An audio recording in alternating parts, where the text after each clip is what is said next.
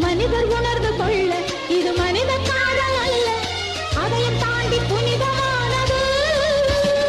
அபிராமியே தாலாட்டும் சாமியே நான் தானே தெரியுமா? சிவகாமியே சிவனில் நீயும் பாதியே அதுவும் உனக்கு புரியுமா? சுபலாலி லாலியே